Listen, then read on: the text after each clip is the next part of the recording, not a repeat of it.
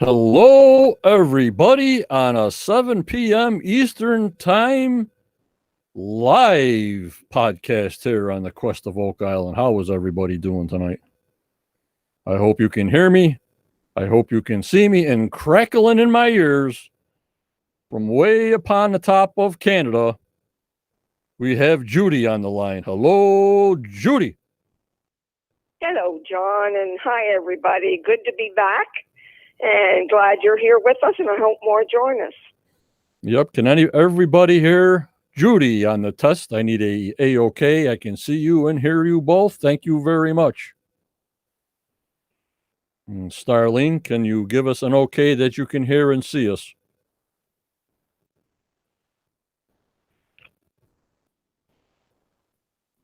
Loud and clear, Linda says. Very good, very good. Yes, and okay, yes. I thank you guys, because we never know until you guys tell us, right, Judy? We don't know if they hear us or see us until they tell us. Right on, exactly. Yep, we need these guys. Yep, there are directors and producers to make sure the show goes on, Judy. Yeah, you got it, for sure. And of course, before 7 o'clock, I always got to give out my thank yous, Judy. You know that, what I do on every podcast, every live podcast. I want to thank our soldiers, captains, commanders, and Templar Grandmaster on my paid YouTube side. I want to thank Michelle and Mike and Tammy and Annette and Jazdia, Wayne, Starlene, Renee, our Grandmaster Templar, and also Judy and Barbara and Daniel and Mike for their extra support. And I thank a little bit extra on Barbara Perry this week. I thank you so much, Barbara. I just want to recognize that you go that extra yard for me like everybody else. And I just want to thank you so much from the bottom of my heart. And Judy, as you know, since you're live, I thank you also because you're right in my ears. Oh, thank you so much, and I'm honored to have the privilege, John. You know that. We had a great sunny day the past 2 days around here, so everybody's cutting their grass and the pollen's high, and so everybody's outside. And I want to thank. It's been busy here too. Yep, I want to thank on the YouTube side Becky Gilmore, Barbara, Charles, Starlene, Diane, Linda. Thank you so much for coming in on my Saturday night podcast. Like I said, I wish a lot of people try to call in tonight. I mean, Judy's going to do her synopsis and be on, but just put in chat you want to call and talk about any past episode of season 8. We'll throw some ideas out there and have a nice group session tonight, Judy. That's what I'm wishing for. Yeah, that would be nice. I hope somebody calls in and helps us out here. Right, and we got Renee Tuttle that she does my the Art of Oak Island. She picks the pictures that we put up there in the miniatures and cakes and food and Legos. And anybody has a great idea and you want to make something and you're inspired by the dig, please put it up. I'll post it, and it's up to Renee to see if it makes it or not. Even myself, I don't know if my stuff even makes it, but that's her deal. That's what she runs. And as always, we keep our comments and observations positive and respectful, guys. I have no problem with that with you guys. And don't forget, it's against the rules to sell anything here. We're just here to share and enjoy the diversity of the knowledge and its expression. And of course, to exchange ideas with each other. And I've been getting a lot of questions too about, John, what about this? John, what about that photo? John, what about this? So I want to just put it out there. In my search box, hi, Scott, how are you? In my search box, Judy, on my Quest of Oak Island Facebook group, you'll see the search eye. That's all you have to do is put in a name, put in a photo name, and it'll scan from 2016 every photo I put on the group, every comment that's on the group. So say you want to put in Nolan's Cross. Just put in Fred Nolan's Cross or Nolan's Cross and boom. Instead of scrolling down and see if it was asked before. I've mentioned this before, so once in a while I do repeat myself saying, guys, just use the search bar. Then if it's not on there, sure, we're open for discussion. You know what I mean, Judy? Right on. Exactly. And it works really well, guys. So if you want to know something, that's what you do. Yep, right in that search bar. Just type it in like you would type in like a Google search. But this is strictly for my Facebook Quest of Oak Island. Hello, Tom Burns. Very sunny down here also. Thanks for coming in. Slickster. Good evening. We got Sand Dollar Ray. He's showing up now. Hello, Tim. How are you? Jenny getting inky's always in. We are watchers. Thanks for coming in. I like when people return, Judy. You know what I mean? Yeah, it really makes you feel good, doesn't it? Yeah. We have some good people that come every week. Yep. It's unbelievable. I want to thank my moderators, Tammy, Judy, Renee, Michelle, the Professor Daniel Spino, and Starlene. Thank you for looking over the chat. Thank you for making sure everybody obeys the rules. But my group is fantastic. It's just fantastic. I've had no problems at all. At all. You know, Judy, no really big things going on. No, really, we don't really have much to worry about at all, John. The odd little one, and they're gone quickly. Yep, they're gone quickly. They're gone by the sword by me real quick. Yep, Rod, get your shovel ready. Hi, Curtis. But, yeah, Judy's going to do her synopsis in a little while. In about a minute or two when we hit 7 o'clock. I just want to make sure I come on. I always come on, about 5 minutes early, just to make sure everything's working. Everything seems to be fine. And then we'll start after the synopsis. We'll try to get a convo going. Hello, Michael. Thanks for coming in. And then also on my Wednesday international shows, going to try to push it back later. I got some feedback on that, Judy. I was way too early Wednesday, 11 o'clock in the morning, because it's about 5 hours or 6 hours difference over there. So, 3 o'clock or something like that, that would be a great time, as long as I'm freed up. You know what I mean? I get up in the morning and get things done. 3 o'clock in the afternoon, it's sort of right in the middle of the day. That might be a hard one to do, but I'll see if I can get in here about 3 o'clock, Well, that sounds good, and I know they would look forward to it, too. Yeah, it would be about 9 o'clock their time over there. So, but I'm just saying, in the summertime, like you guys, with the COVID and everything else, now you like to get outside, even if the pollen is down a little bit.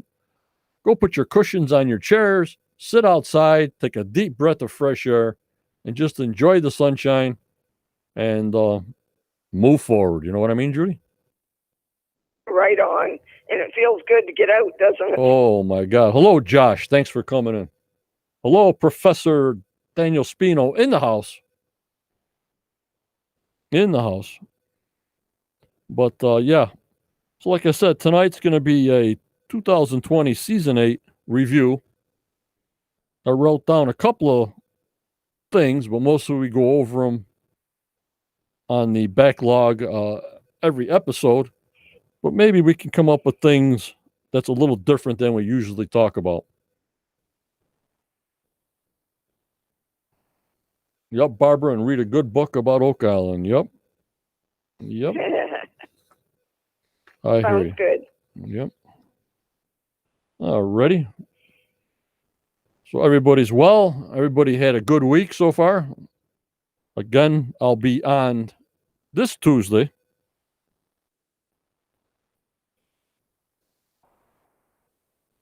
They have a talk to Rick and Marty sit-down session about past seasons. Obviously, it's going to be a big repeat of what we see. And that'll be on 8 o'clock here Eastern Time in the USA, Judy, on History Channel. And they're always great to listen to, just to know where they're standing. Yep. So if they're on, Judy, I'm on, even if it's for a short, quick Quest 30. You know what I mean? Right. Exactly. Good. And we'll get a little. Sounds like it's the last one, though, John. Yeah. I forgot that's what they did last year. You know, a drilling down, then a digging deeper towards the end of the season. And then they talked to Rick and Marty at the end. Obviously, it was all, I guess it was taped in Michigan or it was taped in Oak Island late at the end of the season. I'm not sure. Yeah, I'm not sure about this one. Last week's was certainly in Michigan. Right. Tim, we talk about everything. Once we start going, we're talking from season 8, episode 1, right through episode 25, right through all the drilling downs, right through all the digging deepers, right down to Dave's retirement episode. So you'll be covered.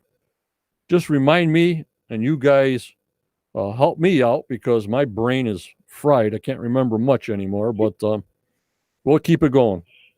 We'll just keep it going. In case we leave something out, something just brings something up, and I'm pretty sure me and my group and Judy, we can come up with some solution to some questions.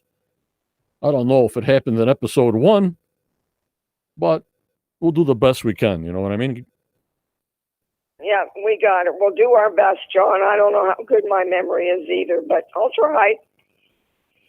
Yeah. I'm getting bad, Judy. I need a flashlight for everything. John, you're not all that old either. When I was younger, no glasses, no nothing, I'd see everything. I need a flashlight in the middle of the afternoon. Now, how bad is that getting? That's not good. Called old age, John. Or if you read something or do something, if it's real fine or something like that, even though my glasses are good, got to get the flashlight out. I don't know what's going on there. Slickster, maybe next season we'll find out Marty's son is going to marry Miriam. Yeah, Slickster, I've been getting a lot of posts of everybody who wants to put them together, and I've been deleting them. It's got nothing to do with the show. It's got nothing to do with relationships. So we're going to end it right there with your statement right there with Miriam and Marty's son. Okay, deal. You know what I mean, Judy? Yes, yeah, I know. It's tempting, isn't it? But no, we should stay on topic, I think. Stay on topic and go from there. All righty, Judy, let me get your picture up here. Okay. Okay, Judy, your picture's on the board. You're ready to go live with Judy Synopsis. Let's go. Thank you. Welcome, members, to the Quest of Oak Island's 269th podcast. John started his quest in 2016 and now has over 71,000 members. He has expanded his podcast to YouTube and interviewed many of the Oak Island cast members and theorists. Together, guys, we learn, have fun, and keep each other company. Thank you, John, for taking us along with you on your quest. Now let's get after Tuesday night's drilling down. The show takes place in Traverse City, Michigan, with Craig, Rick, Marty, Alex, and Jack sitting around the table in Craig and Marty's office being interviewed by Maddie Blake. As they discuss the 226-year-old mystery, they all agree they are stunned by the 2,000 artifacts found in Season 8. Every day they found items they can't yet explain. They all agree it's not the number of artifacts found, but the dates they bring to life. Marty wanted proof that something significant happened on Oak Island before the finding of the money pit in 1795. With the dates found this year, he now has his proof. Considering their late start this year, the artifacts found and the dates involved have proven to Marty and the team they must keep going Finding the wooden tunnel in the Money Pit area is an important find. Having lost its trail, they will continue to look in season 9. The biggest find of the year was the silver in the water from the drill holes in the Money Pit area. Marty believes this to be the first real proof of treasure on Oak Island ever found. Also, the leather high-end boot heel found in hole 8B, dating from 1492 to 1692, tells us some very important people were on Oak Island. Rick points out that they are more confused than ever about the Money Pit. Maddie asks if there will be a big dig in season 9, and Craig points out they need to find where the tunnels are going in the area. Rick believes the big dig would do more harm than good and damage the tunnels, so no big dig. Rick then suggests they consider using a tunnel boring machine to get under the Money Pit. The machine will drill and remove water, creating a tunnel they could walk into. It's very expensive. Will they do it? Marty wants to do something with 10X in season 9, perhaps inserting a new caisson to reinforce the shaft, then do more testing. Center stage in season 8 was the finding of a stone road in the southeast corner of the swamp. They will keep following the road, hoping it will lead them to the Money Pit. They also want to study more of the paved area found near the eye of the swamp. The eye itself needs more study, so lots to do in season 9. Craig then brings up the ship's railing found in the swamp and says they have tested it twice, and its date is 660 to 770 AD. Wow. Is it part of the ship anomaly, or did it wash into the swamp? This will be studied further. They announced that the cofferdam will also go in so they can find out if the stone road goes to the ocean. The Ball property and the area of the Pine Tar Kiln will also be on next year's list. The underwater wharfs will be looked at again. So much to do next year. Rick has always believed in the mystery of Oak Island, and now after 13 years in, they have the proof that something of importance went on here. Stay tuned for season 9, Acorns, and we will see you all next week. And stay safe, please. Very, very good, Judy. I thank you so much. Thank you, John. This I love it. Yep, this synopsis will be posted to YouTube. I think I forgot to post it earlier. And will be posted to our Quest group so everybody can have details on the drilling down synopsis.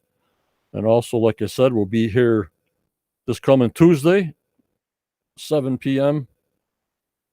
for their Rick and Marty best moments.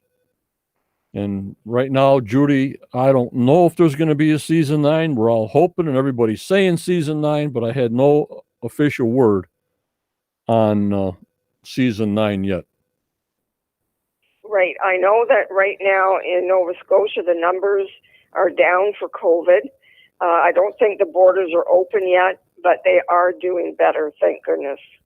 Yep, and they're sort of used to this from last year. It's about the same. I mean, it's worse, but it's the same protocols to get in the country as last year, and they got in last year. Right. Hopefully the guys are done quarantine if they're there. Yeah. Also, I had questions. You know, when you said 2,000 pieces or 2,000 artifacts or 700 pieces, they're going all over the place how many they found. First, they told it was 700. Now they're telling us it's 2,000, Judy. You remember that? Yes, I do. And I couldn't help but think that when I was listening to the show last week. Yeah. So I talked to Laird, and I asked him, and many members asked me also, when, I like to get the answers straight from the fellowship. So there's no rumors, there's no nothing. I get it straight from them. Each piece, Good. Judy, like a broken vase or a broken dish, is an artifact. It's not when they glue it all together and you got one dish, half a bottle. If that bottle had 40 pieces on it, 40 pieces are artifacts. You understand what I'm saying? Yes, I gotcha. So, I thought, well, once they put the vase together or whatever was left, well, that's one artifact. No, it's all the pieces. So that was good information to get. And I thank Laird for telling me that, Yeah, for sure, because I wondered about it too. It makes sense, though. Yep. So I wanted to put it out there. And Josh on YouTube, wow, 700 AD. That Chinese koi might come into play a bit more with dating what else is on the island. You guys, before we get into the review, Tom, each piece is a separate find, correct? The Chinese coin, now this ship's smooth wood, dating 660 and between 660 and 770.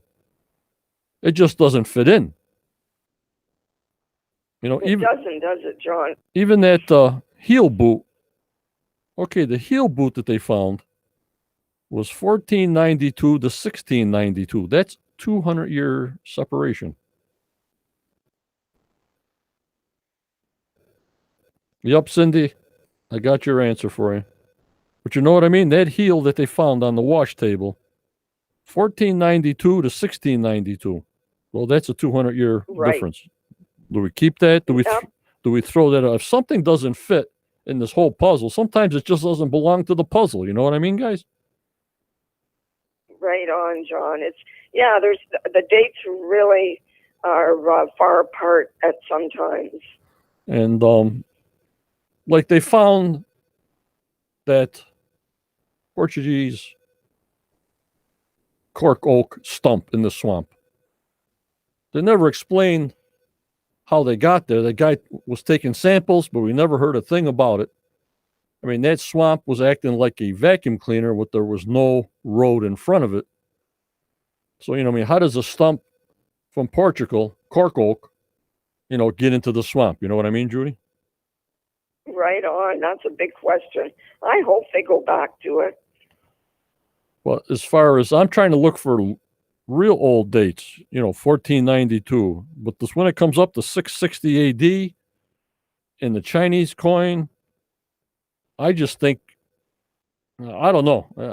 I sort of would just not throw them out. I mean, you got to find more evidence of that year. If they start pulling up a lot of wood when they do the cofferdam in the swamp, boom. Then you can compare. But just one piece here and one piece there, I'm not sold, Judy. I'm not sold at all. Right. And Craig did say they did it twice, so they're fairly certain about the year, but whether it has anything to do with the mystery is another thing. Yep, Pam Block, that's a head scratcher. And yes, Linda, that includes all small pottery pieces. Yeah, every little piece is a artifact. So if it takes 700 pieces to make a broken whatever item it was, that's what it is. So I had to find that out. Also this year, Judy, we had Dan's retirement on Digging Down. That was a good show. It was a great show. You mean Dave's, right? Dave's retirement? Dave. Yeah, Dave. What did I say? Dan? Yeah, you said Dan, which is easy to do. And it was a good show. I miss him, but he sure earned it. Yep. Tom Burns says, the dates do not correlate to the timeline for activities as we know them. However, it does not mean they could not be from items moved around or carried in. Yeah, like having something old, an old chest or an old wooden something that you had for a million years, and you brought it into the wharf, it broke off. I hear you, Tom. The professor, cork oak, isn't in this, the Nova Scotia? It had been put there. Yeah, in the shape of it, I don't know how it preserved it so good, 10 foot underneath the swamp in muck. It just don't make any sense to me. Yup, Maureen, the wood could have been people exploring, but nothing to do with the treasure digging. Yeah, we don't know what they did with it or what they were doing. We just got to go by the artifacts, but the artifacts gives us date. And Slickster says the Chinese coin must have been lost by someone who had it for a keepsake or something. Yep.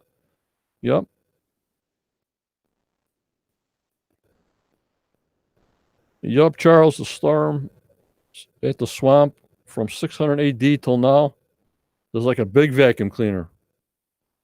Even with the road in, things wash over the road. But when there was no road in front of the swamp, collection point. It's a collection point. It always has been. It always will, especially the storms they get on the northeasterns. We had another thing that I don't think I mentioned is I heard, Judy, that the bigger paved area near the eye, you know me, I think something's in the eye of the swamp. That's where I'm headed. Right. I'm headed for the blue clay. This Johnny's headed for the blue clay. So I heard on that meeting on the drilling down that they dated that paved area in the 1200s. Right. I had to listen to it a couple of times, even though we got the cribbing date underneath the small paved area. They said that big paved area near the eye is from the 1200s. How they know that, I have no idea. I didn't even see him go to the big area. But I remember Dr. Spooner getting a stick or some kind of soil underneath a bunch of rocks when they did the eye. That's why I posted that video from them doing that eye in on the show. You know what I mean? Right, exactly. I remember that date well, though. But to put this puzzle piece together, it's oh my lordy. And then they leave us off with they have no idea what they're doing in the money pit now. No direction. Don't know where it is. More confusion. What do we do? You know what I mean? That's the impression I'm getting, that we're just back to start one. I thought it was okay. We're going west of C1. That's where the old map said the old money pit was. Remember, from Dan's file cabinet. Remember, Judy? Right on. And now they seem to be as confused as we are. So they don't seem to know where they're going. Yep, Daniel and Tom. Okay, they did do the stick, and it was around 1200. Right. I got pictures someplace. So, and then Dr. Spooner said the swamp was made in 1220. So, and then again, guys, let's go on this one thing right now. Let's just take the eye of the swamp and let's discuss the eye of the swamp. People say that blue clay is a plug to a shaft that goes to the money pit where nobody knows where it is. I hope Aaron Helton will be back with more directions, more places to put X's, because we have no idea, or they have no idea in the money pit area, even if it's in the money pit area, Judy, it might be off, not even in the money pit area. Right, exactly. So let's have a discussion. Still think they should dig at the Mercy Point, John. Yep, the Mercy Point in the eye, but I guess they're not going there. They're going down in the southeast corner to see if the cobblestone road goes in the ocean. Now, why would I want to know that if I got the eye of the swamp there and the Mercy Point there? Oh, that would be the last thing on my list, to see if cobblestones are going out to the ocean. You know, I agree. You know the sea level was down 6 feet. So the odds of that happening is very good. What do you think, Judy? Yeah, I'm thinking that too.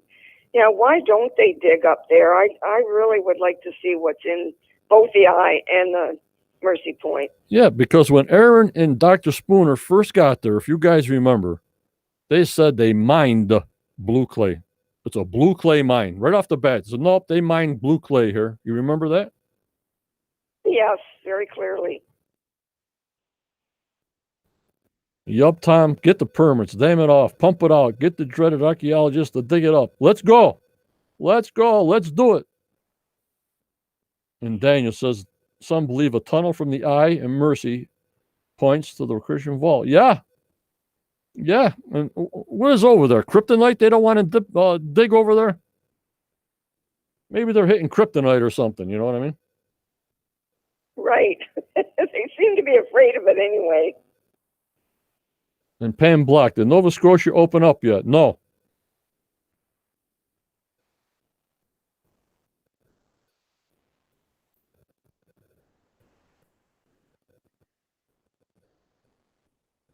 And then Slick says, maybe the unloading zone from the ship might have more interesting artifacts, so they would find more at the start of the ocean. It would be there. Yeah, that's a start. Yep, because we know the ocean levels were down low, and we really don't know where the starting point is, where they started offloading, because you know it's got to be far out for a bigger ship to be. You know what I mean? Yes. Like Tony told us, they couldn't get close to the island with a big ship. They had to be way out.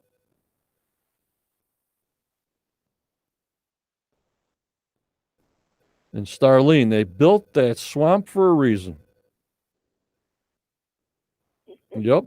And I'm telling you guys, I heard so much about Zena's map, Judy. I believe it was 2 islands, but when they drew the island to look like an elephant, that was a plan. I agree, John. When the swamp was closed. You guys agree with me on that? You believe that it was 2 islands, but yet when they drew that map, they drew it closed because they knew that our plan is, okay, guys, they're around the table drinking wine, eating turkey legs, whatever the heck they do. And they say, okay, we're going to close this island off. This is how it's going to look. This is where the marsh is going to be, and so forth. Is that plausible? I agree, 100%.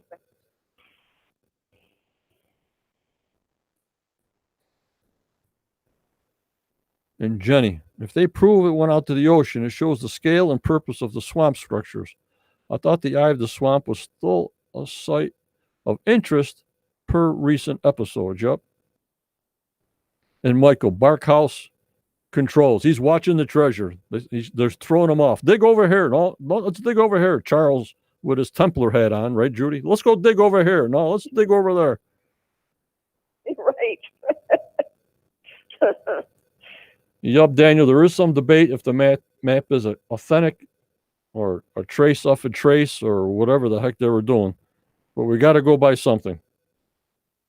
We got to go by something. If things line up. Nina certainly believed it was real. If things line up, then it's real. If absolutely nothing lines up, well, it doesn't mean anything. You know, so how does Aaron's boulders, anchor stones, how the heck did that all line up if it's, you know, on the map? I have no idea, but I'm just saying. All the maps that you went off of.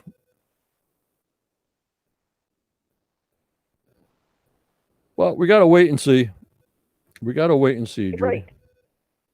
We do. We have to be patient. Yup, Josh. Very plausible. I think they proved it was 2 islands already. Yeah. Yep. I have no doubt in my mind that it was 2 islands. And they closed it off. No doubt. No doubt.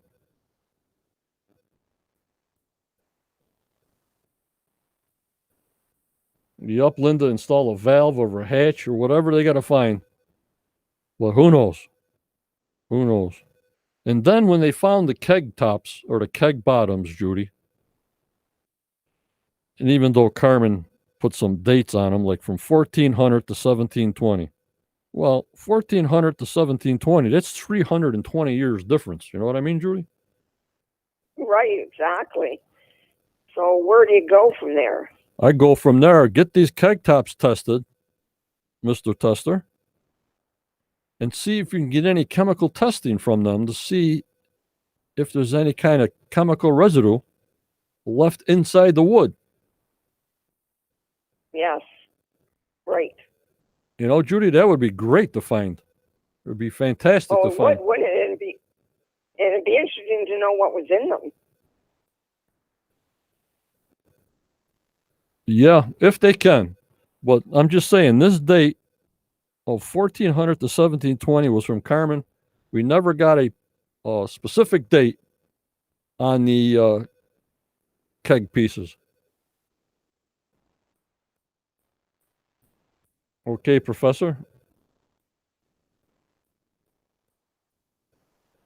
Hello, Don Brents. Thanks for coming in. 2 islands with an entrance in the eye. That blue clay. I hear you, Don. I hear you. I hear you. Marty loves the swamp, Linda says now, Judy. But let me put this up here for now.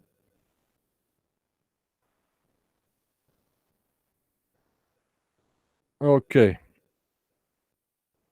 I'm putting my number up. Hello, Anthony. Thanks for coming in. Just put a little notation in the chat. My moderators will see. If you want to call in, just let me know, and then Judy will get off the phone, and we'll get you right in. Just let us know. Otherwise, Judy's with me until somebody wants to let us know they want to call in and talk about whatever from Season 8, Episode 1 to 25. Don Brents. The entrance in the eye may take them below bedrock. Yeah. And Pam, hundreds of years spaced out between people landing on this island. Yeah, it seems like, okay, this year they did this. They either deposited. This year, searchers. This bunch of years, did they come and get it? Did they leave it?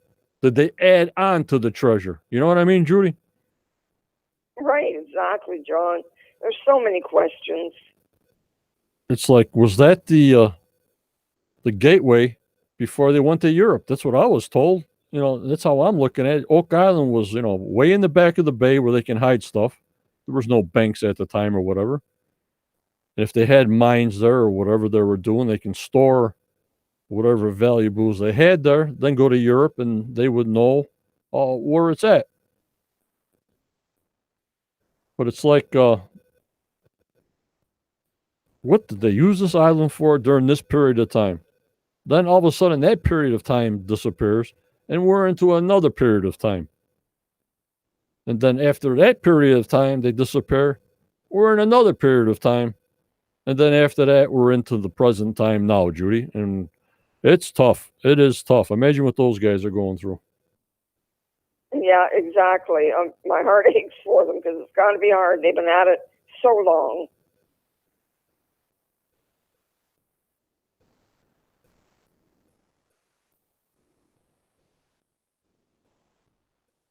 Scott, did they ever get the dates on the charcoal from the burning pits by the swamp?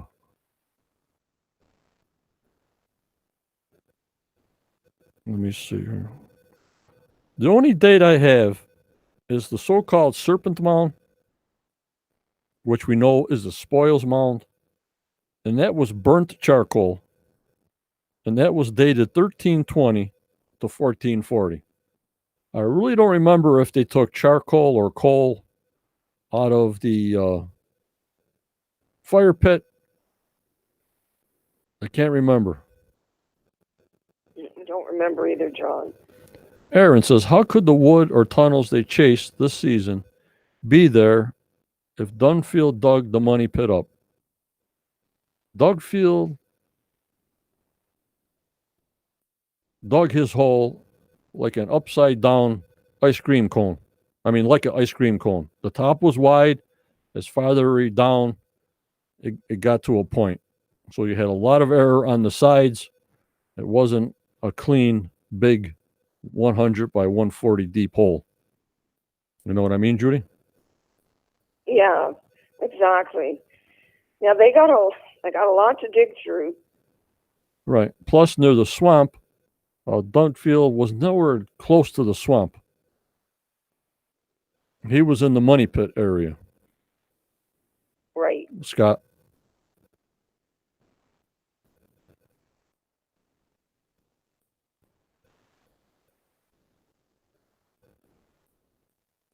Yep. Yep. Now, I don't know if they had more on the fire pits or the forge, Judy. I don't think they took anything out of the forge to get dated. Probably they did, obviously, right? Right. I don't remember, John, for sure if they did. Let me look on my sheet here. In the piece of coal that Miriam found near the small pathway, remember that big chunk she was holding in her glove? Yes. Let me see here. We know she found some flint near the swamp, some flint rock for flints in the 1600s. We know Rick found burnt pottery in the stone pathway, 1750s. Carmen said that burnt broken eye bolt was in the 1600s. Let me see here. The creamware pottery was around 1763.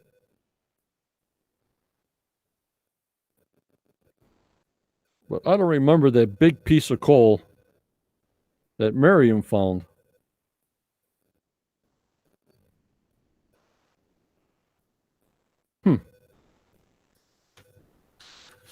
I have no idea. All right, Sorry, I do not remember either. Let me see here. Yes, Kathy, they do. He kept very good maps.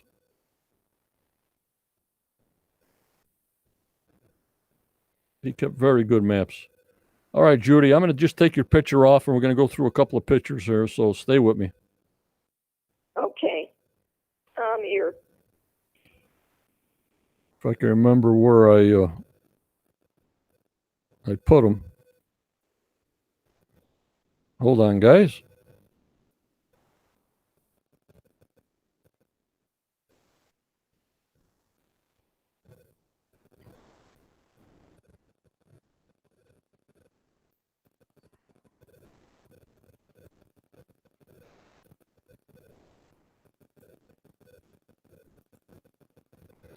All right, this is Marty in the Michigan office. And I told you they were going to be pounding that silver. You know what I mean, Judy? Right. And they did.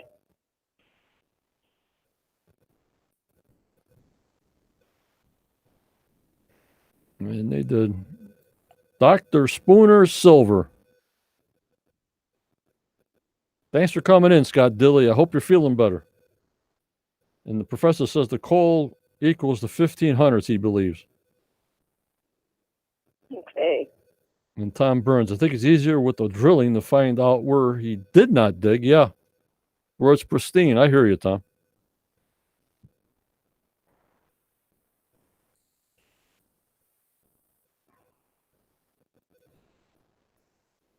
Here they are discussing. Of course, we got that date, Judy, that 1660 to 770 AD on the ship's wood there. Right.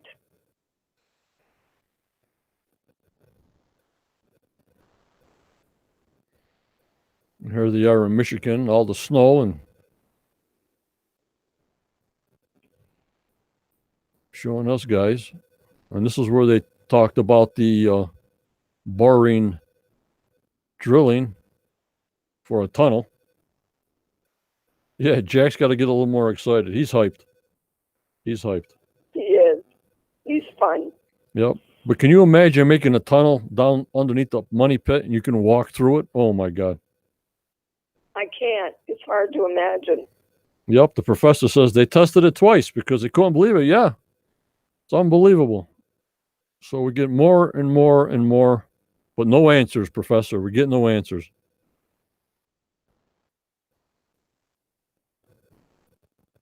Yep.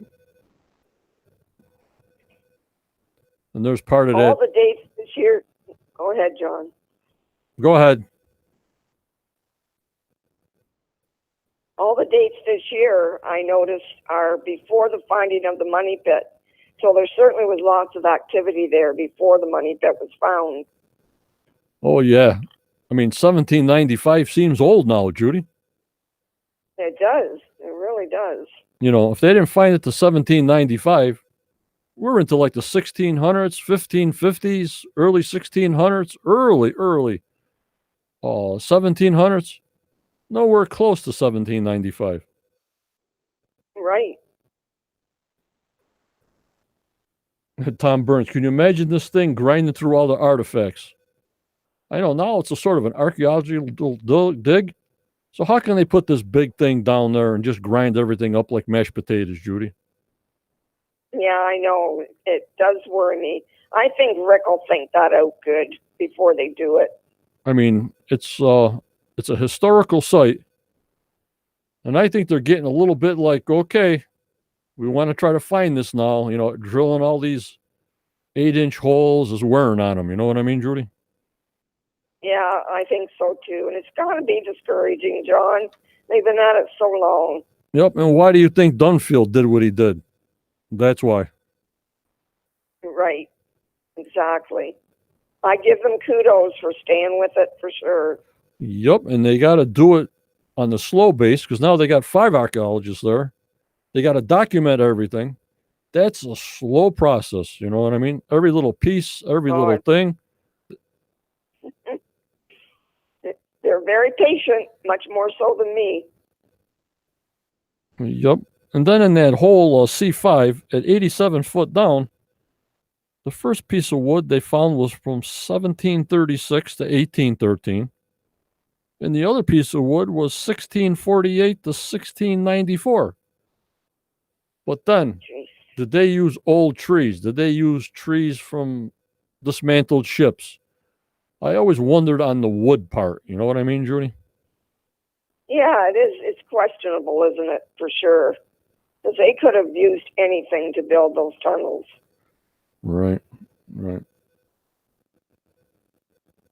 Yeah, Pam, but I'm just saying that boring machine, I don't think they'll let them do that anyways. My own personal opinion. It'd be too damaging. But yet, guys, the money pit area, according to Laird, they don't even look at it because it's been so damaged and so uprooted. They don't care what they do in the money pit area. Did you hear me, Pam? Yes, Daniel, they will go in an angle, but the money pit, you can do anything there, as far as Laird said. Laird only went to Smith's Cove because some things were coming up that there wasn't found there before, you know. But as far as the money pit, they can dig that whole thing out. That's not the historical site, the money pit area. You know, Well, they might as well do it then. Yeah, Ball's Foundation is, McGinnis Foundation is. But I'm saying, okay, this big bar machine's coming through. Well, if you hit something, how are you going to see? You know what I mean, Judy? Right, for sure. I've seen those things work on TV, and it's pretty damaging. Yeah, I see it like when they were doing up here, like in Boston, they were doing a tunnel, the new tunnel to put all the highways underneath the city and everything else. It says, oh my God. You know? Yeah, it's a lot of work. I have a nephew that works one of those machines, or has worked one, and he said it's a big deal to watch it. Yep. And then the stakes, you know, the edge of the pathway, they were dated 1719 to 1826, one sample. But the other sample was dated 1636 to 1684. So these dates have got me going crazy.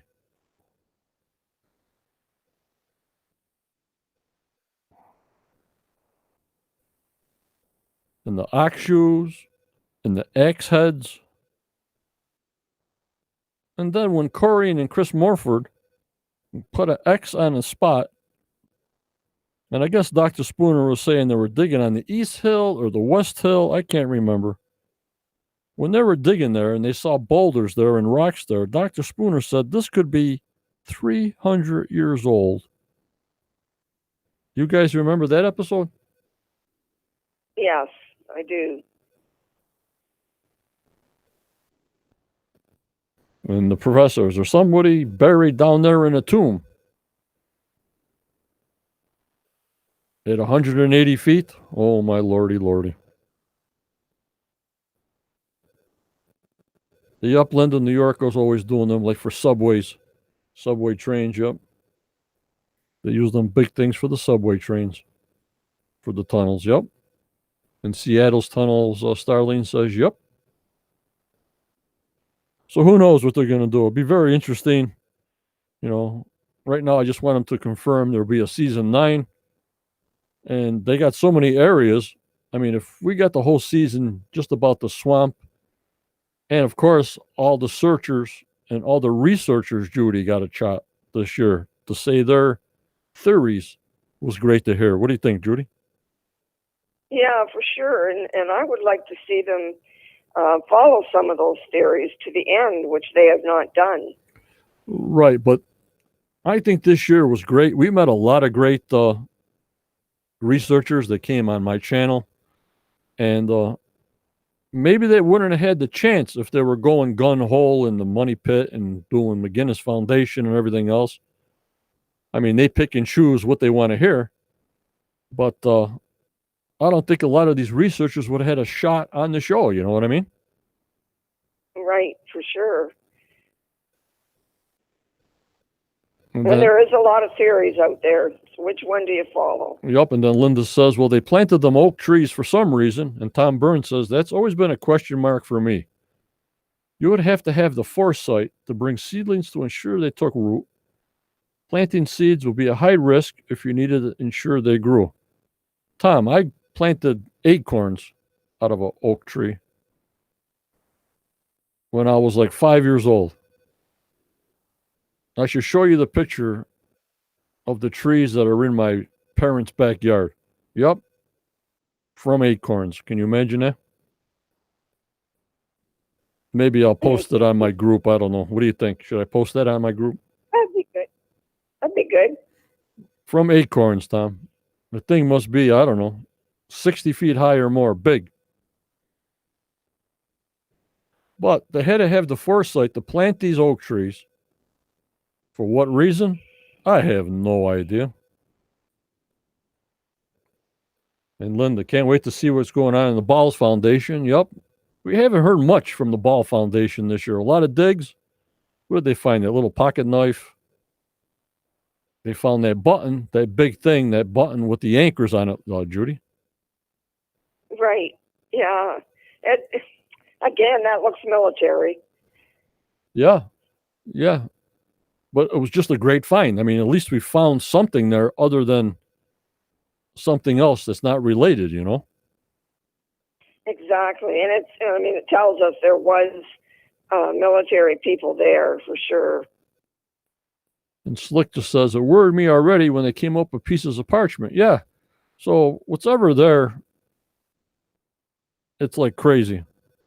I mean, all the drill holes they did, all the shafts they did for over 225 years. If there's something there in the money pit, even though sometimes Steve says they didn't go deep enough, they had to put holes through something.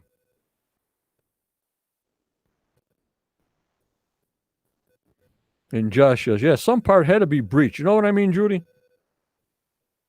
Right, exactly. And Cindy says she watched the show on the Templars and they mentioned planting the oak trees to mark the island to go back. They did a lot of stuff, a lot of stuff. It was symbolic, in my opinion, the professor says. And Tom Burns, they grow slow, so they were planning to come back for a reason. Well, if they planted them when they were 20 and it took 60 years to grow, they'd be dead. So it had to be for future. Right. It had to be for future generations to know this information. You know what I mean, Judy? Right, for sure. I don't know, John. Sometimes I wonder if we're certainly learning history, but was there really a mystery there, or is there really a mystery there? Could be not. You know what I'm saying? Right.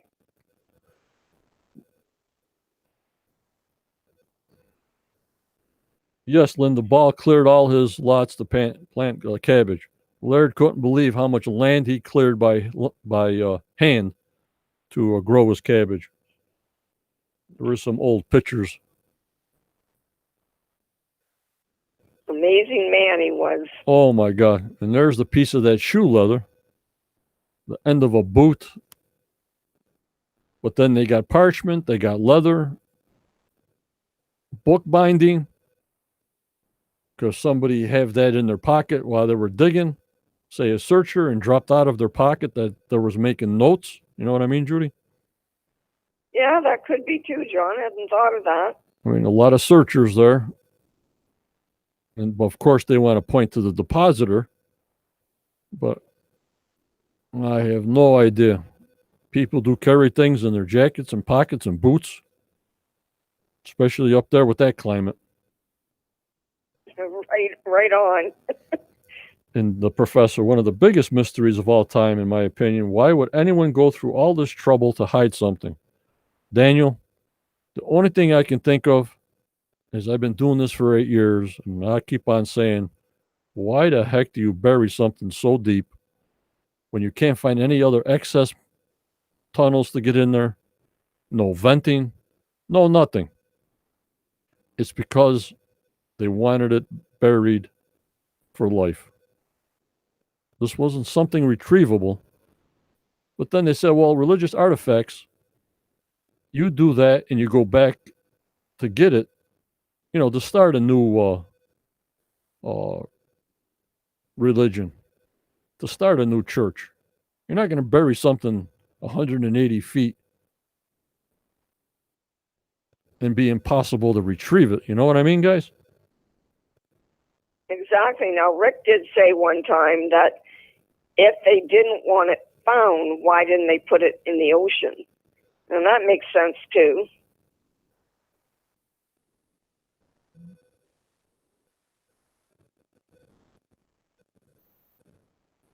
Yep, we are watchers. They found some parchment, some gold on the drill. Hopefully it didn't ruin whatever's in there. That could be hearsay, too. You got to watch out, too, also. You got that other time period, Judy, when they needed investors. Right, exactly. And Ray Marsh. Is there actual proof that Ball was a cabbage farmer? I guess as we went back in history, yes, he was a cabbage farmer, Ray.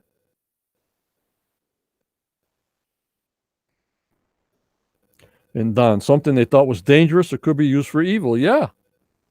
You want nobody to find this thing. Hadn't thought of that, Don. And that's probably another story, Professor. Yeah. The show also mentions so many people believe the Holy Grail is on Oak Island. Yeah, I mean, I've been doing a lot of civil engineering in my day, and like I said, I surveyed and civil engineering and stuff. People do crazy things, but the complexity of this work on this small island and the manpower it took. Then some people say, well, it was an open vent shaft and they just did it that way. If you had a treasure and you hauled it to Oak Island, would you have all these pointers?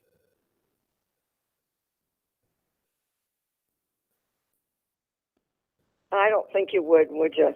It's so hard to tell what they do. But Judy, if I have a secret treasure, am I going to have rocks in a pointy direction go this way? No, for sure not. unless they want it found eventually.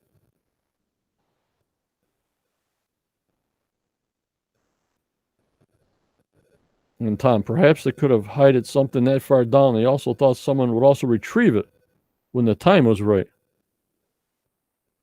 Imagine them digging by hand to do this. There was no power shovels, nothing.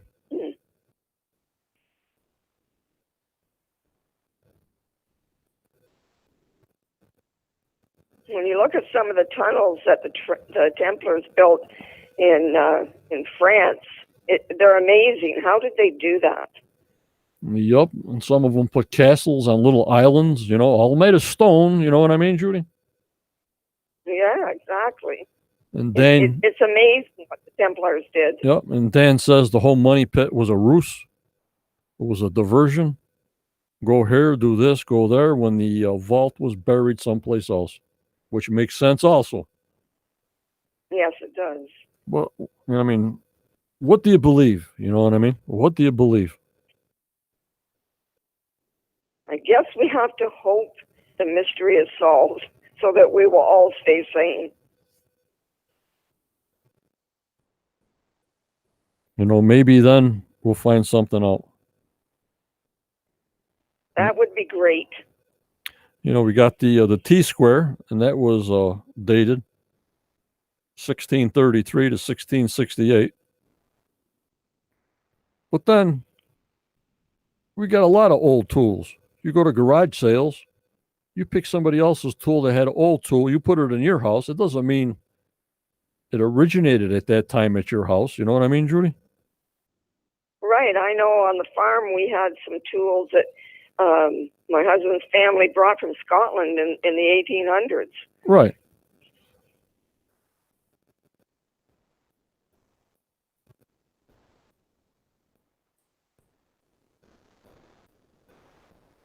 Yep, believe in the treasure until the truckload of silver is found. That's why I think that big announcement, they waited to the end with the announcement of the silver, is just unbelievable.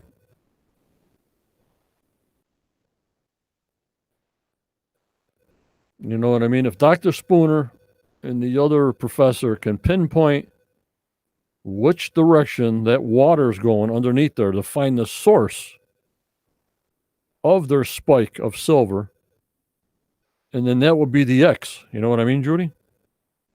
Right. And let's hope it does that. But he sure seemed very sure about it. Yeah, Dr. Spooner's on the ball. A very intelligent person. But if they can find the source, that's where they'll drop a case on. I don't think they would do a big dig on that. I think if they found a pinpoint silver source, they would put like a 8-foot or bigger case on in that spot. What do you think, Judy? Yeah, I think that would be the best thing to do for sure.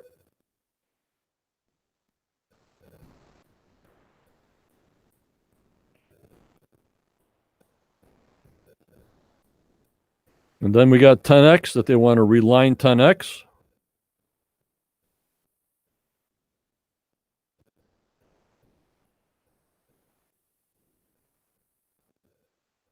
They want to reline 10X and put this apparatus in there to be at depth. Like I was telling you guys, I don't know when I was on, Wednesday or Tuesday. They want to be at depth to see if there's any voids or any caverns down there at 180 feet, so they can use 10X as a pivot point to put this instrumentation down in there. Right. And look at that level at 180, not from the top down, not from drilling all the way down, not from Gary's big expensive machine that goes 40 foot down. They want to be at the level of depth, which is 180, which makes sense. But then guess what, Judy? More information. Right, exactly. Tom Burns says if Dan dug 10X, he must have some faith in the money pit area, as both Dave and Dan's wife wanted to see 10X completed. No, I always question that too, Tom. If he thought 10X was a ruse, I mean, the money pit was a ruse.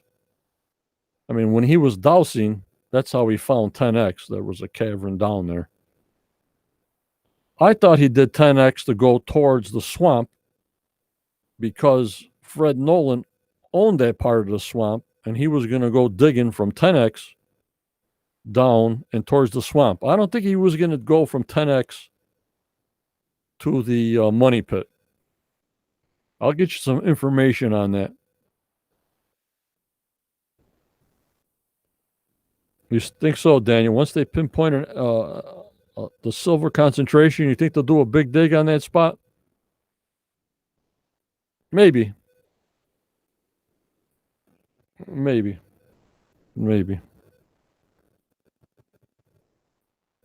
But that was the big thing at the end of this year. Was the silver, Spooner silver, and I think that's a big deal. I thought that was the biggest deal I've heard, and like Marty says, that's actually telling you that the silver is there. Could it be natural? All Right that. on.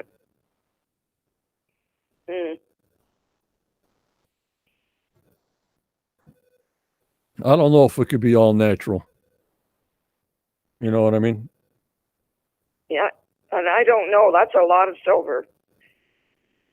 Yep. And if Dr. Spooner says it can fill up this war room, like I was saying, that's a lot of silver to get those kind of numbers. So we'll see. This is Dr. Spooner showing him the dates of the eye, I think I try to look for. And here's the Right. smooth piece of wood found 10 foot in the swamp. There's the ship Anomaly, which I thought they did the floated drill rig over during the year, and they came up with nothing when they floated that drill rig over the ship Anomaly. You should have came up with something, wood, something in the drill bits. You know what I mean, Judy? Yeah, and they never did they? You wonder what that is. Mm-hmm. There's my main man, Billy, putting that piece of wood in his pocket, calling it a top pocket find. I had to get Billy in here.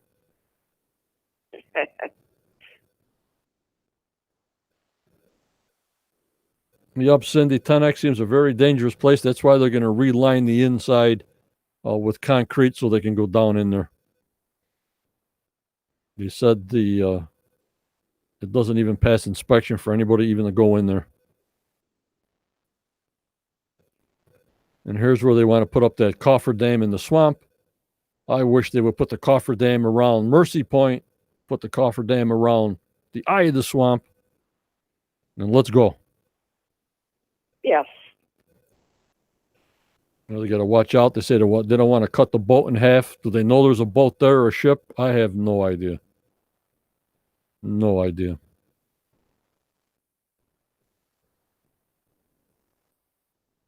Jazdia, the drill couldn't go that deep. There was something too hard to go through the drill. That was in the swamp, Jazdia?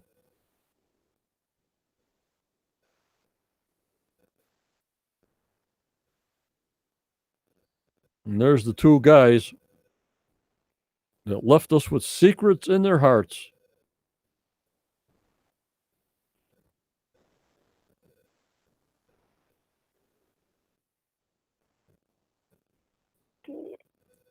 Yeah, Michael, it wasn't close to the ship Anomaly, that smooth piece of wood.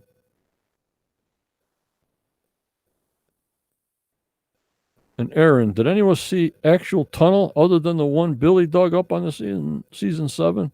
No.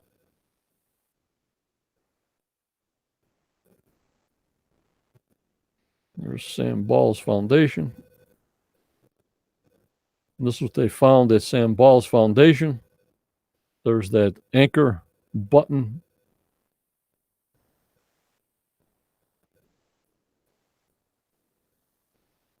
Anthony, here's a thought. Could the Anomaly be the swamp? Could have been a floating dock or wharf?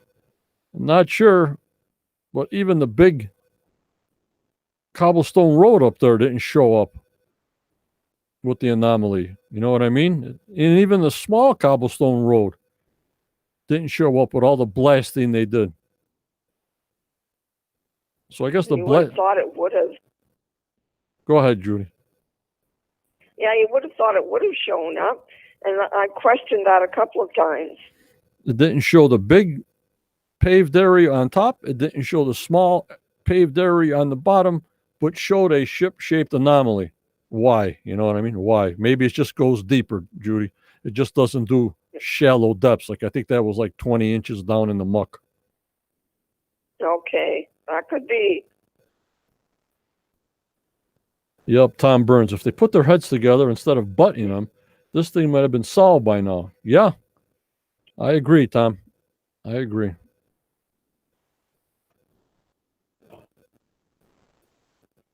And there's a bunch of the charcoal that they found to get dates.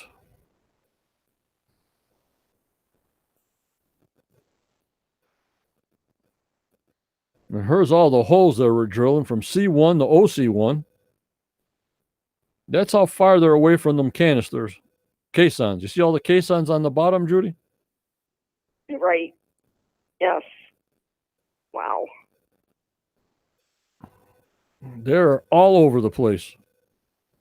And as you saw on the drilling down, they have no idea as of now. You know what I mean, Judy?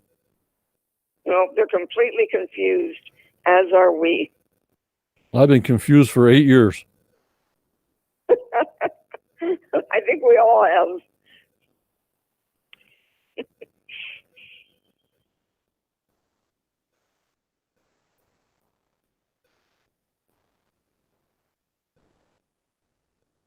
I know about finding tunnels. They find drill holes, and they say, Terry says, well, we're on top of a tunnel. This is shaft 6. This is shaft 2. If you mean that way, yeah. They don't actually show the tunnel. They come out of a drill bit, and that's how it's determined. You know what I mean, Judy? Yeah, it's confusing for sure, and I wish there was a way that they could get to those tunnels. And there's the big picture of the old boring machine. What a monster. But I guess they make smaller ones, I guess.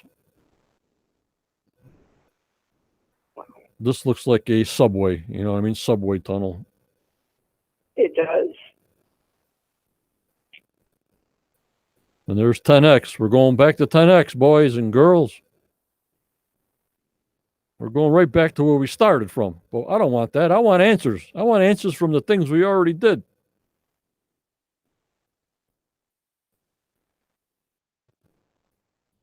And then Daniel, the professor, what they may find may be what most people think, may not think what treasure is. Yep. Somebody's treasure for one is not the same for another, Professor. I agree with you 100%. Yes. Good old 10X. Says, oh my God, we're going back there. It's like the roller coaster ride, Oak Island roller coaster ride. That's why we're with them, I guess. It's driving me. Yeah, I think so. It's driving me crazy. Keeps us interested. And there's that picture I showed you about that instrument they want to put down at 180 feet. There's mine right there, the eye of the swamp.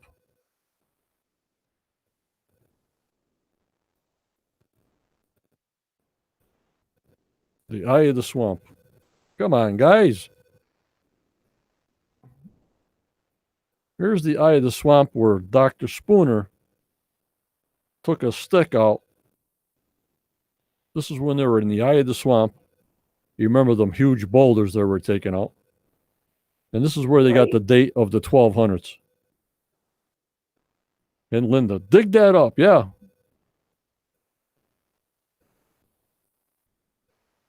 And then the professor says, some people would be disappointed in finding Shakespeare's manuscripts, for instance. Yeah, that's all they're thinking about is the Ark of the Covenant or big religious artifacts. Who the heck knows, Daniel? I hear you. I hear you. I hear you. But this is when I found some pictures when they did the eye. So, because I was looking for what they dug up there. Just a lot of big boulders and how Dr. Spooner got the date. And then Linda keeps on saying with the blue clay plug. You got that right.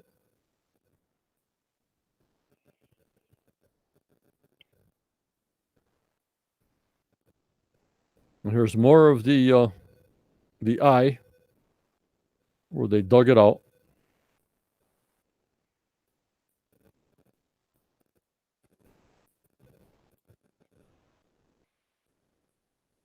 But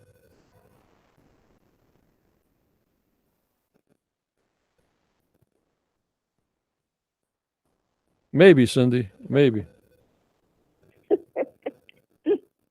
And here's when they started digging the eye. And the other pictures are, the stones that they found and the sticks they found to date it. I say put a cofferdam around this eye. I know you're listening to me out there. I know you're listening to me out there.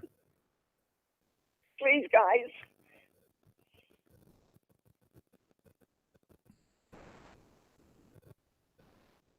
Hello, Neil. Thanks for coming in. It's a large cache of wealth to pay for an army. One needed. Could be. Could be.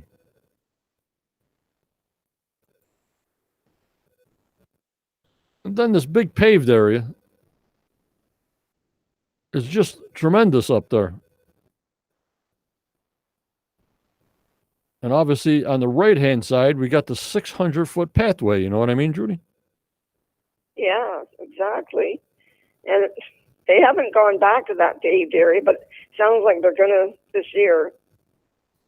But that paved area, nowhere close to the bottom little small one, but real close to the eye with the blue clay. Real close to the eye. Right. Daniel Spino. John, do you think pirates made deposits on the island? Yes, very small, very shallow. I think Sam Ball found some shallow pirate treasure. I think the McGinnis were on that trail also, down 30 feet or 40 feet. They found some treasure, but some people say, well, in the money pit, they'll put some treasure up shallow so you don't dig farther. You know what I mean, guys? Yeah, makes sense. Still, the shape of that swamp being in a triangle with an eye at the top still fascinates me. Yep. But, I mean, not only us that are armchair quarterbacks, for over 225 years, and it's still not figured out, these guys really had the intelligence to really buffer us up. And I don't know if they did this intentionally. How did they make Nolan's Cross? Where did those 10-ton boulders come from? Okay, let's get straps on these big boulders, lift a big boulder up, look for anything we can date under each one of these big boulders. You know what I mean, guys? What do you think, Judy? I agree 100%. That cross is there for a reason. Yep, Daniel, if there was deserted mining tunnels, they can use those all the time. They used to always use, like in Europe and even out west, old salt mines.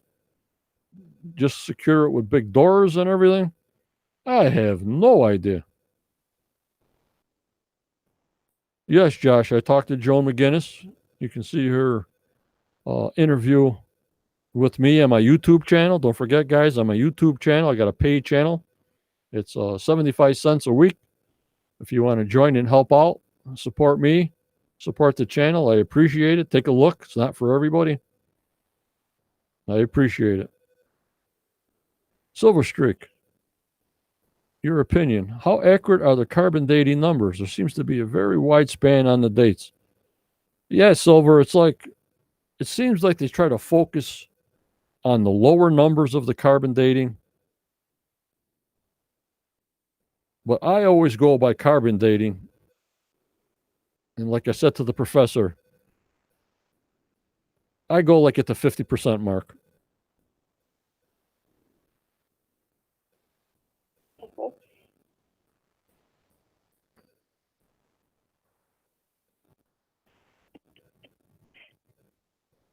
You know what I mean? Yes. With the carbon dating. Linda says she's been screaming at the TV since Rick was trying to convince Marty to look into the swamp. So have I, Linda. Know where you're coming from. Yep, and Tom Burns says the I is critical. Perhaps it's a cryptic cipher for Oak Island. Maybe I've been following Jake Roberts so closely. Sorry, little sad humor for you. Yeah, I hear you, Tom. All these cryptions and backstories and angles, and I mean, maybe we're overthinking this thing. I don't know, but they had to make the cross for a reason. That's what's there. The stone roads, the stone pathways, we know that is there. Do we know there's a money pit there? No. I'm not talking about 10X. We know there was a pine tar kill. We know that. We see that. You know what I mean, Judy? Yes. What do we see? There are some things we know. What do we see on the island to give us any ideas? The only thing I see, and that's been there, is Nolan's Cross. Everything else, I have no idea what they left us to see after so many centuries. The only thing that I see left is Nolan's Cross and the Triangle Swamp. Right. That's I it. agree. We don't see no vault. We don't see no money pit. We don't see no treasures at 40 feet. We got a lot of surveys. We got a lot of plans. We know it's Smith's Cove. We got the U-shaped structure. The things that we know are Smith's Cove with a U-shaped structure, tunnels all over the place, drill holes all over the place. But what's actually left are two things, in my opinion, is the Triangle Swamp and Nolan's Cross. You see what I'm saying, guys? Yep, and they need to put more effort into those two things, I think. You know, Judy, I'm not saying the theorists are wrong, the researchers are wrong. As a civil engineer, I have to go by what's given to me. If you go on site and you don't see nothing, how do you know where to start? If you go to an island, you see nothing. Oh, I don't know. What did this guy say 200 years ago? What did this map say 400 years ago? What did this map say 20 years ago? What survey? What is this? What's that? What's this? What's that? I have to need proof. I have to need a position. I have to see something to see if it makes any sense. You know what I mean? I agree. And those two things are what we see. And then Michael says the foundation of the new church, the center of Nolan's Cross, represents the altar. Yeah, but I'm just saying, do you guys think they put a lot of effort into Nolan's Cross? I know Dot to Dot and Erwin and a lot of other people, Erwin and everybody else, and Corian and Christopher's, both Christophers, they look at the cross and they have things coming off the cross, angles, decisions. It's because the cross is there. You know what I mean, Judy? That's a monument that is there. Right, exactly. And I wish they would follow some of those theories. You know, some of it is like, well, they put the cross there, so we're in their ships in the bay. They can see the cross and sort of go from there. How the heck are you going to see them 10-foot boulders out from the ocean? I can't even see them now. You know what I mean? Right, exactly.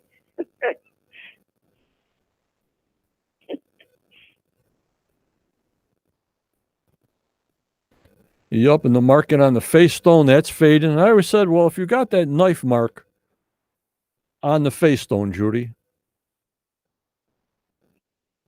you know what I'm talking about, right? Yep, I do, and that's Templar for sure. You never cover it up. Just let it erode. Don't cover up that stone with the indentation of that dagger on it, Fred Nolan and Tom Nolan. Don't ever cover it up. Just let it get weathered down to nothing. since they found it in 19 whatever it was.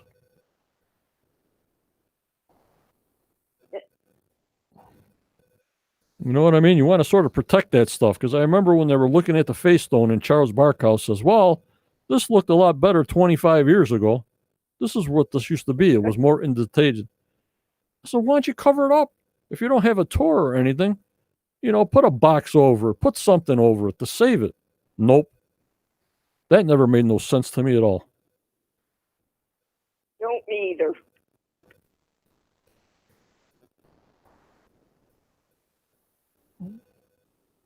Yep, the triangles used in the Masons, yeah. Tom Burns, there's no doubt Nolan's Cross is deliberate. The question is, what activities does it support? Yeah. Info would have to be passed down by Don Brents through the years in some type of form if it was meant to be found. Who's got this information? The Masons, the Freemasons. Somebody's got this information. Right. There's no way they would let this go and just be lifed out. Lifed out, that means like there's no more old timers left. There's nobody else to hand down any kind of information about this treasure. It just goes to a dead end. I think this was too valuable of a thing to let that happen. You know what I mean, Judy? I do too. And why are the Masons still hiding it? Because they are. Yep, Daniel. Crucial clues were destroyed. Yeah. Yeah.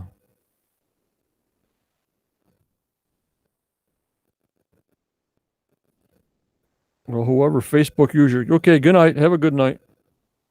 Going to stay on a little while longer.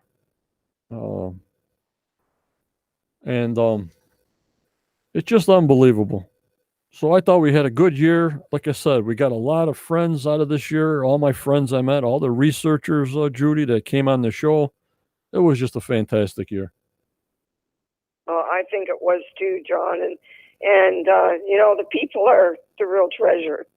And the relationships that we all have formed, I wouldn't trade this for anything. Yep, and this is where Jake Roberts figures all this stuff out, and all these researchers, because it's way beyond me, Tom. It's way beyond my brain. I'm just a viewer, and all this technology. And if they couldn't figure out by now, we're in problems. We got problems.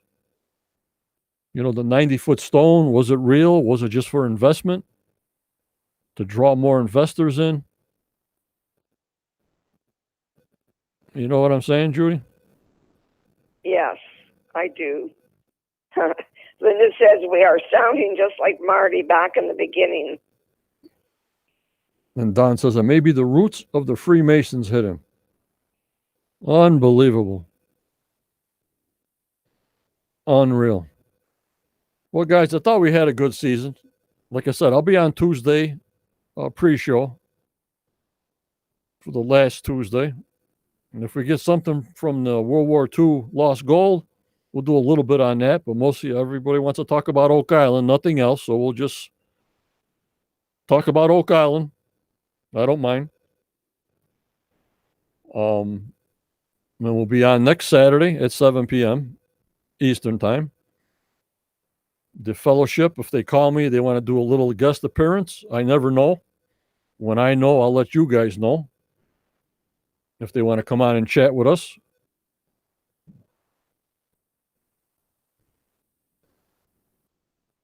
Yup, Daniel. Triangulation, mapping, techniques. But like I'm saying, Daniel, are we making this more complicated than it is?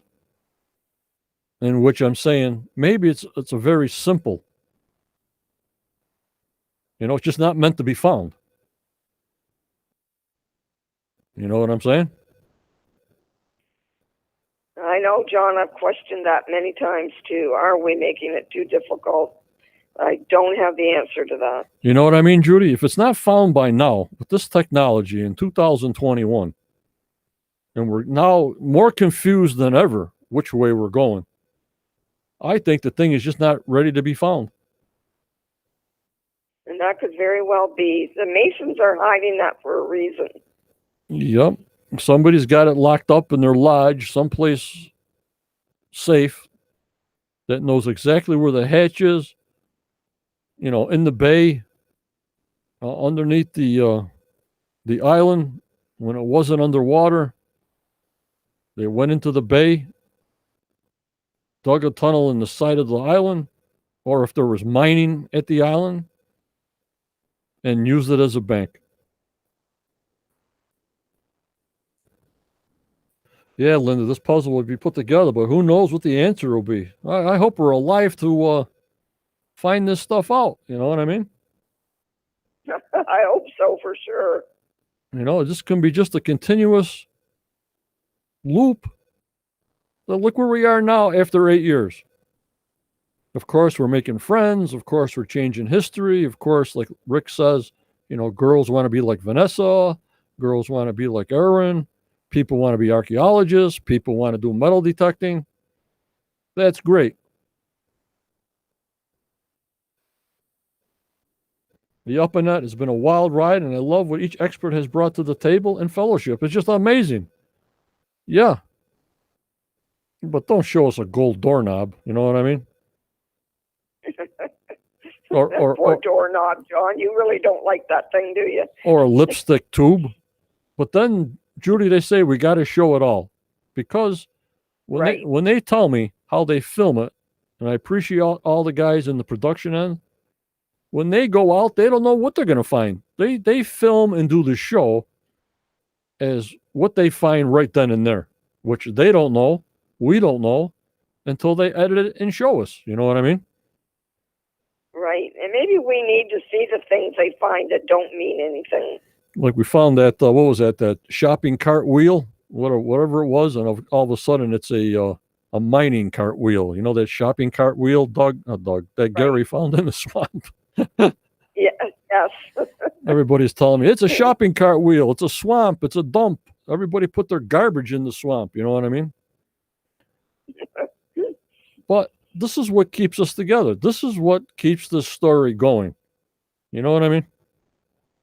Yeah. And John, I wouldn't trade what I have with you in this group for anything. Well, you did great your first year doing the synopsis, and I really appreciate you coming on and at least being on the phone, because there's a lot of people, I understand they're private.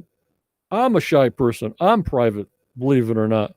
I did this for the members because when I got over 70,000 members or before that, I just used Facebook Live. And that was it. But I couldn't bring on guests. I couldn't have the little boxes showing pictures. You know what I mean? It was just too crazy on Facebook. And it became this. It became our group, Quest of Oak Island, on Facebook. It just became large. And I appreciate you. I appreciate the members that are all respectful. You wouldn't think 71,600 members would be respectful. They are. I have no problems, like I told you in the beginning, with anyone. If there is a problem, PM each other, know what's going on. Sure, you'll get some drama here and there. And sure, I got drama. But you just go forward. There's nothing else you can do. You present what you present. I am what I am. I'm live. I don't edit anything.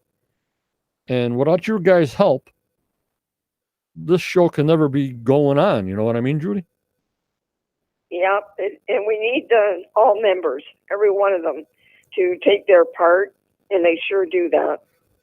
Yup, and their comments and their interaction. Sure, we slow down in the summertime, but if something came up in the summer and I posted it, this group would wake up like it was no tomorrow. You know what I mean, Judy?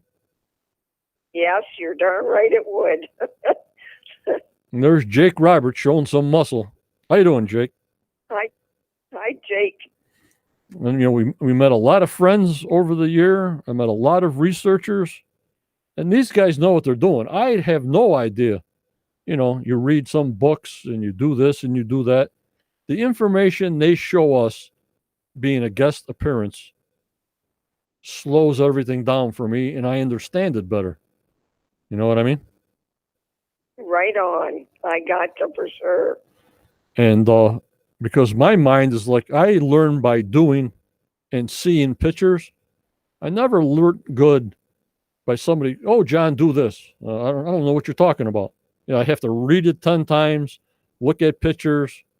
Same thing with civil engineering. You're out in the field, you check, you recheck, check, recheck. I can never grasp something the first time over. You know what I mean? Right. Yeah, I have to study it too. That's why I like it in a book, because then I can take my time. Correct. If somebody just tells me something, well, forget it. If I don't write it down, I have no idea. And Jake Roberts says, hey, you two, I always have your back, John. Jake, I have your back too, also. All the time. It was great meeting you this year and the rest of the crew and your crew. Sure has been. You check out Jake's channel and buy his book, The Ghost of Bacon, on his website, on his Facebook site. Get him going over there. And we all try to stick together. We're all in this for one thing, to solve this stupid thing. And if I can help in any way, I'm here. I have to say, John, learning about bacon has been a real big deal for me, because I had no idea that someone else might have written Shakespeare. So that's been a whole new experience, and I'm enjoying learning it. Yep, it's just unbelievable. And how much he did and what he accomplished. And for Jake to figure out all those cryptic messages like he loved. Like the guys now are looking at puzzles, right? Well, we got a big 1,000-piece puzzle on Oak Island. Well, Bacon and his guys sort of did this for fun in the cryptic world, in the secret world. That's how they communicated. You know what I mean, Judy? Right, exactly. Boy, they were smarter than I am, for sure. And Aaron says, they aren't sure it's a pine tar structure now that the testing in the soil showed no pine tar unless it's been too long to detect. I don't know how long pine tar takes. People says, well, in these pathways, they put in blue clay so the oxen can walk on the blue clay in between the rocks. I still don't see how oxen pulled heavy loads on these cobblestone roads that are not flat. It's beyond me. They must have broke their legs every 2 weeks. That bothers me too.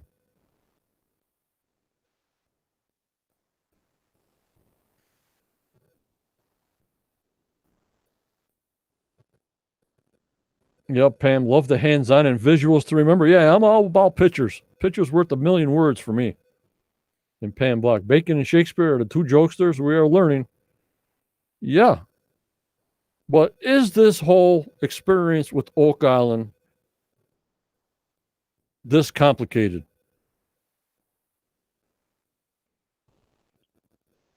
We got the Nolan's Cross. We got the Money Pit in 1795. We can't find the Money Pit. It's been lost for centuries. Dunfield digs it out. Nope. No good. Ran out of money. No good. Is it this complicated? And is this on purpose? And Cindy says they may have been smarter, but they probably couldn't read a synopsis like you, Judy. Oh, thank you, Cindy, so much. Thank you. And then Jake the Snake Roberts says they were the smartest people of their time. I believe it. Yep. But for us people to understand them now, it's people like you, Jake Roberts, that we learn through you. Because there's no way I'm going to figure that out. I can't even do crossword puzzles. Or the jumbo puzzles. So that's way beyond me. Well, Judy, why don't you say your goodbyes? I'm going to button it up shortly here. Nobody wants to call in. So we'll see. Maybe somebody will call in if you get off the phone. If not, we're going to button it up, Judy. Go ahead. Okay. Well, thanks, everybody, for your encouragement. I got one more synopsis to do next week for this year, and I hope you'll join us. I've loved doing it so much, and I'm looking forward to doing it next year. So I want you all to stay safe this week, and we'll see you next week. Good night. Good night, John. Okay. Good night, Judy. Thank you for your synopsis. And I'll be posting the synopsis to the Quest of Oak Island group and YouTube group later. Thank you, Judy. Thank you. Bye. Bye-bye. All righty. Anybody want to call in? And then that's it. Daniel, the Money Pit and Nolan's Cross were created with a high level of complexity. No kidding, Professor. No kidding. No kidding. No kidding. But I would love to have them date that Nolan's Cross. Get a big lift with the straps, get a big boulder, lift it up, date whatever's underneath there. But that's just me. That's just me. Yup, Jake, the place has been used over and over and over and over. Depositors, searchers, Templars, privateers, bacon, just a big loop. And now the Laginas. Okay, Charles. Thanks for coming in. Thanks for coming in. All right, let me take the number off here.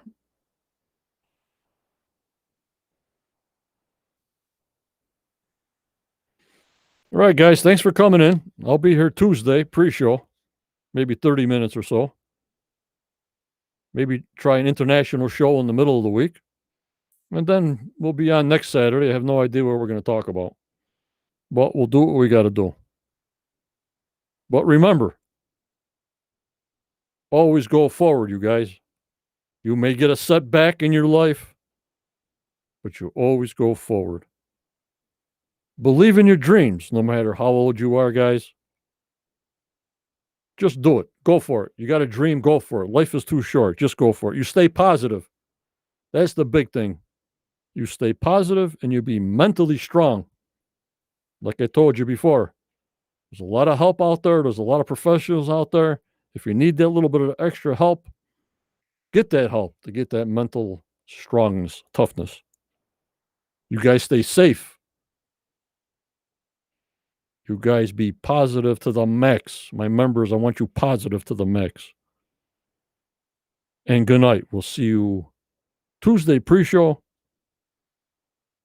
I thank you all for joining me tonight. And Judy, you guys are the best. Anything comes up, watch it on my Quest of Oak Island Facebook page. I thank you so much for joining me. You guys are great. You don't know how much you guys mean to me. I thank you so much. Bye-bye now.